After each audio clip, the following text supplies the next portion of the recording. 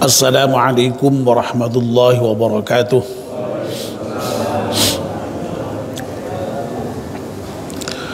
Bismillahirrahmanirrahim. Alhamdulillahi rabbil alamin. Wassalatu wassalamu ala ashrafil mursalin Sayyidina wa maulana Muhammad wa ala alihi wa sahbihi ajma'in. Amma ba'd. Bapak dan ibu-ibu yang dimuliakan Allah Subhanahu wa taala, alhamdulillah kita panjatkan syukur kepada Allah Subhanahu wa taala yang pada malam hari ini atas limpahan rahmat, nikmat dan hidayahnya kita semua bisa hadir di masjid salat maghrib berjamaah, dan sekarang kita melanjutkannya dengan melakukan kajian ba'da maghrib. Kita mohon kepada Allah Subhanahu wa taala semoga seluruh rangkaian ibadah kita di malam hari diterima oleh Allah Subhanahu wa taala. Amin ya rabbal alamin. Mari kita mulai kajian kita dengan berdoa bersama-sama. Bismillahirrahmanirrahim. Asyhadu an la ilaha illallah wa asyhadu anna Muhammadar Rasulullah. Raditu billahi rabba wa bil islami dina wa bi Muhammadin nabiyya wa rasula. Rabbi zidni ilman nafi'a warzuqni fahman wa hukma wa alhiqni bis salihin. Amin.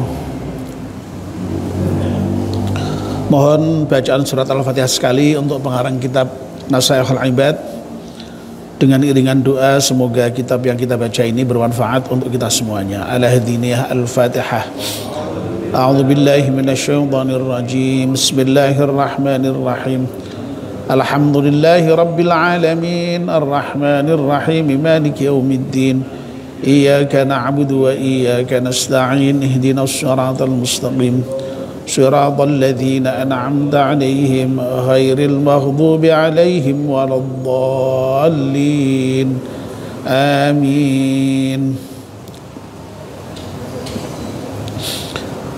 Bapak dan ibu-ibu, kita sudah menyelesaikan pembahasan makalah yang ke-47 dari bab Thulathi. Malam ini kita akan melanjutkan pembahasan makalah yang ke-48. Langsung saja kita bacakan. Wal maqalatu tsaminatu wal arba'un. Makalah yang ke-48. An Wahb bin Munabbah al-Yamani radhiyallahu anhu. Makalah yang ke-48 ini berasal dari Wahb bin Munabbah dari Yaman. Semoga Allah meridhoinya, ya. Nah, Wahb bin Munabbah ini merupakan seorang tabi'in, ya. Tabi'in itu orang yang hidupnya setelah masa para sahabat, ya. Jadi berarti para tabi'in itu adalah orang yang memeluk agama Islam dan dalam hidupnya sempat menjumpai sahabat, ya. Tapi dia tidak pernah berjumpa dengan Rasulullah SAW. Kalau dalam masa hidupnya dia sempat berjumpa dengan Rasulullah, itu disebut dengan seorang sahabat, ya. Jadi berarti generasi kedua, ya, dari umat Islam. Dan Wahb bin Munabbah ini dikenal sebagai seorang ulama yang ahli dalam bidang sejarah, ya. Terutama sekali terkait dengan sejarah agama sebelum Islam, ya, yaitu tentu saja adalah agama Nasrani dan Yahudi, ya. Nah, apa yang disampaikan ini maktubun fit Taurati, ya. Jadi apa yang tertulis di dalam kitab Taurat, ya. Jadi Wahab bin Munabbah ini boleh dikatakan mengutip dari kitab Taurat. Apa yang disampaikan oleh Wahab bin Munabbah ini, al-harisu faqirun wa in kana malikat dunya wal muti'u lillahi ta'ala muta'un linnasi maksud saya wa in kana mamlukan wal qani'u ghaniyun wa in kana ja'ian, ya. Ada 3 poin, ya. Yang pertama, al-harisu faqirun wa in kana malikat dunya. Orang yang rakus, ya, tamak, ya, itu sesungguhnya fakir dia, ya. Meskipun secara zahir begitu dia menjadi pemilik dunia sekalipun, ya. Lalu yang kedua, wal muti'u lillahi ta'ala muta'un linnasi wa in kana mamlukan. Dan orang yang taat kepada Allah Subhanahu wa ta'ala muta'un linnasi, ya, akan ditaati oleh manusia meskipun, ya, orang itu yang tadi muti'un lillahi ta'ala itu, yang taat kepada Allah itu adalah seorang budak sekalipun, ya. Jadi seorang yang secara zahiriyah sebagai budak, tapi kalau dia betul-betul taat kepada Allah, dia mulia dan dia akan ditaati oleh orang lain. Nah, yang ketiga, wal qani'u ghaniyun wa in kana ja'ian. Orang yang qanaah, ya, itu kaya sesungguhnya, meskipun secara zahiriyah dia miskin, meskipun secara zahiriyah dia lapar sekalipun, itu dia sesungguhnya kaya itu, ya. Nah, mari coba kita bahas satu persatu dengan syarah yang diberikan oleh Imam Nawawi, ya. Jadi kitab Nasihatul Ibad ini kan syarah dari Imam Nawawi terhadap kitab yang ditulis oleh Ibnu Hajar Al-Asqalani, ya. Jadi ada matannya, ada kata-kata aslinya yang singkat-singkat, Imam Nawawi memberikan syarah, ya. Baik, mari kita coba untuk bahas satu persatu, ya. Al-harisu faqirun. Ini yang pertama. Orang yang rakus, orang yang tamak itu faqirun. Fakir. Nah, orang yang disebut dengan al-haris itu siapa? Ayat talibu li syai'in bijtihadin fi isobatihi. Orang yang mencari sesuatu dengan sungguh-sungguh di dalam mendapatkan sesuatu itu, ya, ya, sampai ya mungkin direwangi mungkin sampai menghalalkan segala cara itu mungkin, ya, begitu, ya, sehingga tamak itu konotasinya negatif lah, ya, intinya, ya. Rakus itu konotasinya negatif, ya. Jadi orang yang menginginkan, ya, kalau bisa tuh semuanya, itu orang rakus itu, ya.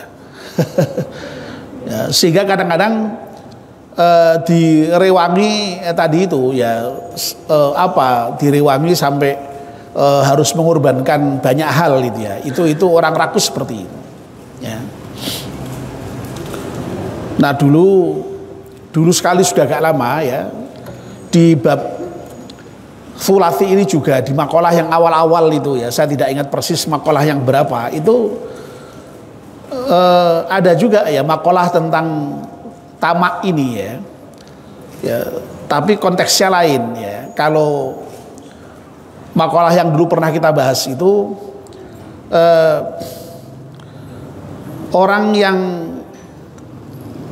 apa namanya bisa meninggalkan tamak itu akan dicintai oleh orang lain. Ya berarti pengertiannya sebaliknya. Kalau orang tamak itu biasanya orang tidak suka itu, ya.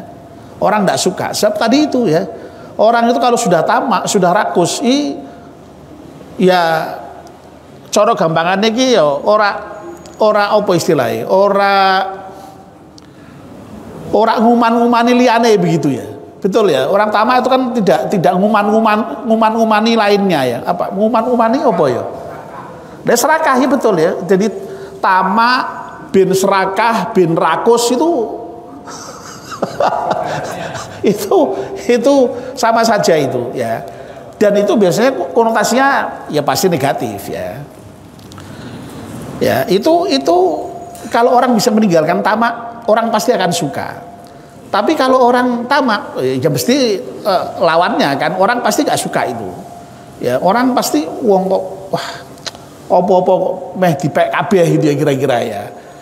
Lah kalau misalnya ngepek kabehnya itu masih bener aja, orang masih bisa terima ya, memang itu sah ya toh misalnya ya. Tapi kadang-kadang itu sampai direwangi. Nah kadang-kadang sampai orang pun diambil itu. Nah ini nah kalau sudah seperti itu ya, itu menurut Wahab bin Munabbih itu fakirun. Orang seperti itu fakir sebenarnya. Ya. Nah, fakir itu faqidun lima yahtaju ilaih. Justru malah orang yang seperti itu malah tidak mendapatkan apa-apa dari yang dihajatkan gitu ya. Dari yang diinginkan itu. Ya. Jadi bahwa orang punya kebutuhan ya itu sudah pasti ya. Yang namanya orang punya kebutuhan itu pasti, tidak ada orang yang tidak punya kebutuhan ya. Dan kebutuhan itu ya kalau sampai mau dirinci lebih lanjut itu ya ada yang disebut dengan kebutuhan yang sifatnya primer ya, ada yang sekunder bahkan sampai tersier begitu ya. Nah orang-orang yang katakanlah dulu kita sudah pernah juga berbicara mengenai terkait dengan zuhud itu ya, yang meninggalkan dunia itu bukan kok lalu kemudian meninggalkan sama sekali ya. Orang tetap kepengen dunia, kepengen mendapatkan kebutuhan-kebutuhan hidupnya, tapi ya seperlunya ya, jadi secukupnya sampai pada level kadar yang memang betul-betul dibutuhkan, kira-kira begitu ya. Nah kalau berlebih sekalipun Islam juga sebenarnya tidak melarang ya. Islam itu sebenarnya tidak melarang orang untuk kaya, itu tidak dilarang kok ya. Kaya itu boleh ya. Wong tanya dulu para sahabat yang kaya juga banyak ya. Tapi asal kekayaan itu memang kemudian didapat dengan cara yang halal ya, dan kemudian kekayaan itu asal kemudian ditasarrufkan untuk kepentingan-kepentingan yang baik ya, fisabilillah di jalan Allah Subhanahu wa taala. Kalau kayanya seperti itu tidak masalah sama sekali. Nah, lah kadang-kadang orang itu kan kemudian tadi itu ya, saking rakusnya, saking tamaknya itu kemudian lalu di dalam mendapatkan kebutuhan-kebutuhannya tadi, menyangkut dunia tadi itu lalu dengan segala macam cara dilakukan ya, sampai dengan kadang-kadang direwangi sikut sana sikut sini ya, dengan menghalalkan segala cara itu. Nah kalau sudah seperti itu ya pasti dilarang oleh Islam, tidak boleh ya. Makanya sifat rakus itu ya sekali lagi sifat yang tidak baik dan harus dihindari ya. Jadi dan orang rakus itu saya kira ya tadi itu ya, orang melihat itu nggak senang lah itu ya. Jadi nggak senang, dan orang biasanya tahulah mana itu orang yang tamak, mana orang yang rakus ya. Kadang-kadang dalam sederhana aja kelihatan itu ya, dalam hal jamuan aja itu sudah kelihatan di mana orang yang kira-kira seperlunya dan kira-kira itu rakus, itu orang tahu itu pada umumnya itu. Nah itu saya kira bisa dirasakan, itu bisa dirasakan ya. Jadi nah orang tamak itu sekali lagi ya, itu ternyata malah justru fakir itu ya, fakir ya. Ya. Gus Mus itu seringkali itu menyinggung itu ya, apa namanya, ada orang kaya misalnya ya, kok ikut rebutan BLT misalnya ya. Ya kalau Gus Mus bilangnya ya enggak masalah ya, begitu dia ikut berebut itu sudah menunjukkan dia fakir, enggak bisa disebut sebagai kaya ya. Gitu aja gampang ya. Kalau Gus Dur bilang, oh gitu aja kok repot, ya, kira-kira begitulah ya, ya begitu. Ya. Nah, tentu saja memang, ya, tentu saja memang orang untuk disebut sebagai kaya itu, ya justru ketika orang itu bisa menahan diri terkait dengan kebutuhannya itu, ya. Qanaah itu sebenarnya itu ya. Jadi untuk orang bisa kaya itu misalnya qanaah itu. Qanaah itu apa namanya? Terima yang pandum itu ya, tidak rakus begitu ya, tidak rakus, tidak tamak itu. Ya, terima yang pandum itu. Merasa cukup dengan yang Allah berikan kepadanya. Ya, itu orang kaya itu sebenarnya itu. Ya, makanya sering disebutkan sebenarnya kekayaan itu bukan pada apa namanya kekayaan dunia ya. Makanya ini kemudian masih dilanjutkan ya, wa ingkana malikat dunia ya. Meskipun orang yang tamak tadi itu, yang kemudian ternyata disebut sebagai fakir tadi itu, meskipun dia secara zahiriyah dia kaya raya, bahkan memiliki dunia, ya. Ini Imam Nawawi sampai kemudian memberikan penjelasan, aima bainas sama'i wal ardi mil amti'ati wal jawahiri. Meskipun toh harta bendanya itu sampai penuh dengan langit dan bumi sekalipun, ya, termasuk juga permatanya sekalipun, kalau dia rakus itu menurut Wahab bin Munabbih ini disebut sebagai orang yang fakir ya, orang fakir ya. Nah oleh karena itu ya sekali lagi ya tadi itu ya, orang supaya tidak disebut sebagai fakir itu ya jangan tamak ya, sebaliknya jangan tamak. Nah lalu apa ya qanaah itu memang ya, merasa cukup dengan apa yang Allah berikan kepadanya. Tapi lagi-lagi ini juga bukan kemudian merasa cukup itu kemudian lalu terima begitu saja tanpa usaha, juga tidak. Ya saya sudah berkali-kali mengatakan bahwa yang namanya qanaah itu satu perintah tersendiri, berusaha satu perintah tersendiri lagi. Jadi dua-duanya harus dijalankan. Usaha ya tetap jalan, waktu itu perintah. Qanaah tetap qanaah karena itu juga perintah. Jadi semuanya kita itu dalam rangka untuk menjalankan perintah saja. Ya. Begitu ya. Makanya dalam banyak penjelasan juga disampaikan bahwa yang namanya kekayaan itu sesungguhnya bukan terletak pada tadi itu ya, banyaknya harta benda tadi itu ya. Nah ini meskipun toh harta bendanya itu penuhnya langit dan dunia tapi kalau dia rakus itu sesungguhnya secara hakiki dia fakir dia ya. Nah kalau kita ingin disebut sebagai tidak fakir tapi yang kaya ya mestinya ya kita menjadi orang yang qanaah itu ya, orang yang terima ing pandum ya, yang bisa menerima apa yang sudah Allah tentukan untuk kita, merasa cukup, ya. Sekali lagi sambil tetap berusaha, ya.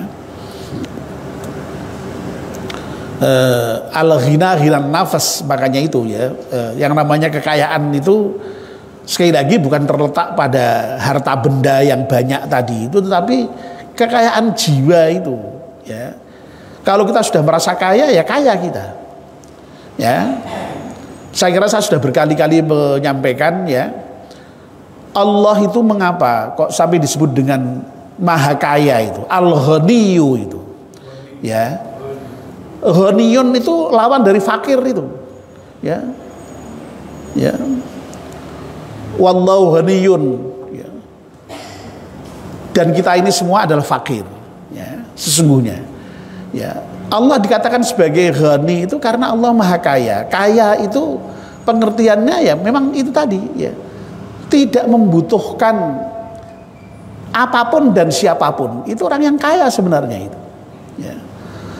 Nah, tapi kalau orang justru semakin banyak kebutuhannya, ya, orang yang rakus tadi kan semakin banyak kebutuhannya, wong tidak pernah puas, ya, ya, itu sesungguhnya malahan, ya, kalau dari sisi per definisi bahwa kaya itu adalah yang tidak butuh apa-apa, itu justru malah sebaliknya, itu yang kemudian disebut dengan fakir atau miskin itu, ya, fakir atau miskin itu, ya. Nah, pengertian seperti ini memang apa namanya, ya, tidak sama, ya, dengan katakanlah pengertian kita dalam kehidupan sehari-hari, ya. Yang kita tahu orang kaya itu ya kalau hartanya banyak, ya, emasnya banyak, mobilnya banyak, rumahnya banyak, ya, itu yang kita ketahui dalam kehidupan kita sehari-hari, ya. Tapi sebenarnya kalau kita berbicara mengenai yang hakiki, ya, kaya tidak ada hubungannya dengan itu. Kaya itu sekali lagi hubungannya dengan tadi itu justru kondisi tidak butuhnya seseorang terhadap sesuatu tadi itu. Kalau dia merasa tidak butuh, ya sudah kaya dia. Wong tidak butuh kok. Hatinya merasa tentram, sudah, ya, selesai, ya. Ya. Nah, kalau kita mengikuti definisi itu, justru orang yang semakin banyak hartanya, semakin banyak kebutuhannya itu malah ya tadi itu justru fakir. Dia membutuhkan lebih banyak lagi, ya. Kalau dia punya mobil, tidak punya mobil, malah dia tidak berurusan dengan mobil. Begitu punya mobil satu, oh malah sudah berarti berurusan dengan satu mobil kan, ya. Ya. Kalau mobil dua, ya urusannya dengan mobil dua, ya, kebutuhannya semakin banyak, ya, yang merawat, yang nyopiri, ya, dan seterusnya, ya. Punya pabrik satu, punya hanya beberapa karyawan cukup, tapi ketika punya pabrik yang lain, dia punya butuh lagi, ya, karyawan yang lebih banyak lagi, ya. Nah, ketika butuh perlu semakin banyak itu, kalau kita kembalikan pada definisi tentang bahwa yang kaya itu justru yang tidak butuh, kayak ini malah justru ya tadi itu semakin fakir itu, ya, semakin membutuhkan banyak, ya. Nah ini, ya, jadi ini menarik ini, ya, apa yang disampaikan oleh Wahab bin Munabbih ini, ya, yang justru menyatakan orang yang rakus, ya, sekaya apapun dia, kalau dia masih rakus itu sesungguhnya secara hakiki dia fakir, secara hakiki dia miskin, ya. Nah, pesannya tentu saja adalah bahwa ya kita ini ya jangan rakus, kira-kira begitu, ya, pesannya itu, ya, jangan rakus lah supaya tidak menjadi orang yang fakir tadi itu, ya, jadi kaya hati tadi itu, ya, kaya jiwa tadi itu, ya. Sebab kalau orang rakus, ya, tidak akan pernah puas, ya, itu persoalannya, ya, tidak akan pernah puas, ya, dan dan nampaknya memang manusia punya kecenderungan seperti itu ya. Ya dalam hal apapun itu, dalam hal dunia, dalam harta, dalam hal jabatan, seringkali begitu.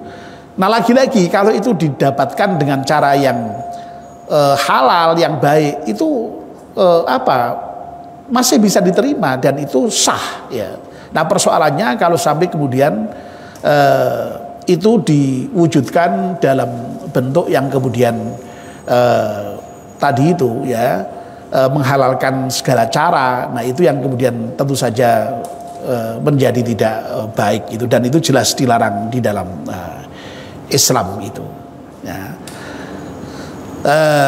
Kalau orang itu qanaah ya, yang sebaliknya dari rakus tadi itu ya, itu biasanya hatinya tentram itu ya, karena sudah merasa cukup ya, sudah merasa cukup dengan apa yang Allah berikan itu, sehingga kalau tahu usaha juga usaha ya sama dia begitu ya, sama dia ya.